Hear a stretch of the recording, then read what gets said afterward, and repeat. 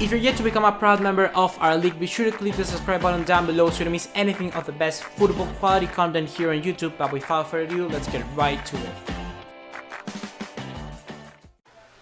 What's going on, guys? ¿Cómo están? BugaLuis here and welcome you all back again to our league, and today we're gonna talk about Alvaro Morata on the verge for signing for AC Milan and looking at the other options of Andrea Belotti and Pierre-Emerick Aubameyang. So like I said, the first story of this episode is AC Milan reportedly on the verge of signing Real Madrid Alvaro Morata, having made a 17 million euro or 61.3 million pound move for the Spaniard. This news comes according to Gazzetta dello Sport and also ESPN.co.uk, which makes us seem that it's very reliable.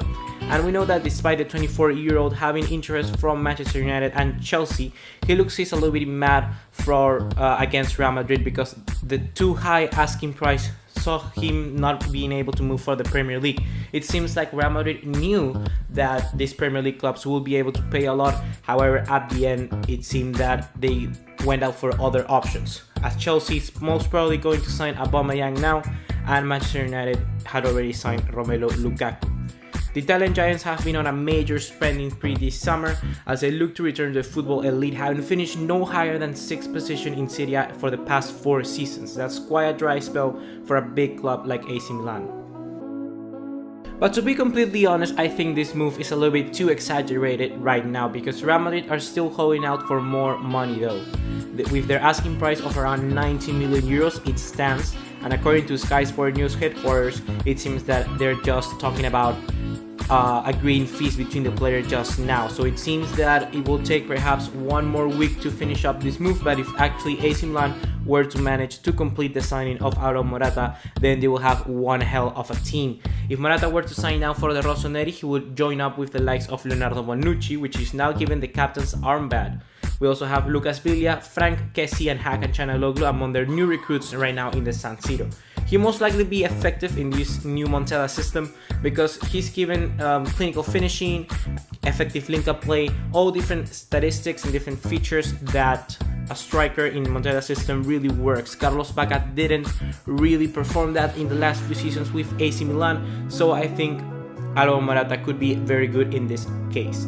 Despite only starting 14 games in La Liga last season, Morata netted 15 goals and also provided 4 assists for Los Blancos. And given also that Morata has already valuable experience in Serie A with 2 title-winning campaigns with Juventus in both 2014 and 2016, I bet he will hit the ground running. The other options for AC Milan are Pierre-Emerick Aubameyang and Andrea Belotti. In my opinion, Andrea Belotti would be the best fit right now for AC Milan. He's not only young, but also he's starting to pass into that category of the best strikers right now in world football. In my opinion, I think he has done very good in one season with Torino, and I think he could definitely develop at AC Milan.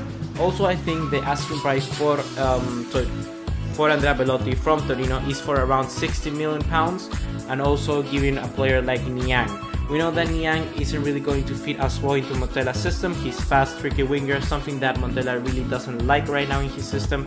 We see the likes of Suso being completely gone invisible in this last few weeks. We don't know what's going to happen with him, so why have another winger in that case like Niang?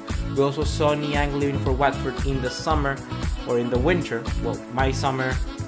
So that could be another indication that perhaps the player could leave in this summer transfer window.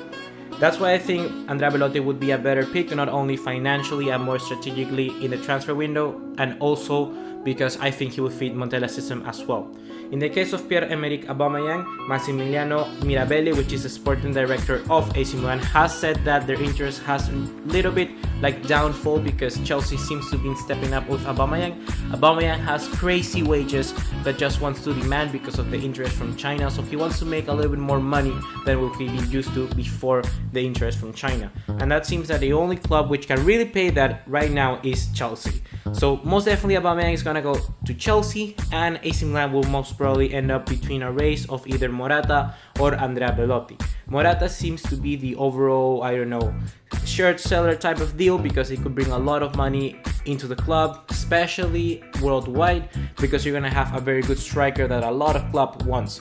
And if he goes to your club, it's a really big statement. In the other case, Andrea Belotti, I don't know, I would pick him, but I'm not Massimiliano Mirabelli, so I'm not sure exactly how they may deal with that case.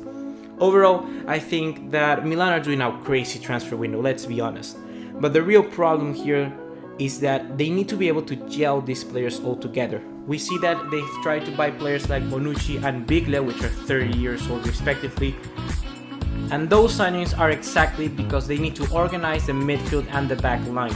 For the front line, you don't really need that, but really throughout the team, you really need that sort of veteran player and organizer, especially when your average age of this current squad is 23.4 years old in average. So that's quite a low mark, and that's with Bonucci and Biglia included into the mix. So in that sense, they have a very youthful team, but they need to be able to completely create this new system around this team they're building. Basically right now, last week, all players arrived to the Milan training camp and they didn't know each other. It's basically like a new complete team. They need to start up from scratch, but I'm not too sure they could do that in 4 weeks necessarily. But probably this is a team which is gonna start from bottom to the top. So it's gonna start progressing throughout the season, and that could be really, really nice for the latter stages of, the entire season, this campaign for AC Milan, because you may see Milan being sort of like this team which is in momentum, trying to gain momentum as soon as the season goes, and you could see them perhaps reaching latter stages in the Europa League or even competing and challenging Juventus. I don't think they're gonna win the league, and to be honest, it's too soon for Milan right now, and Juventus are just, Juventus. I mean, it's really hard to compete with them. But I think they're going to put a little bit more pressure, and perhaps Juventus are going to worry a little bit more this season than they would do in other cases.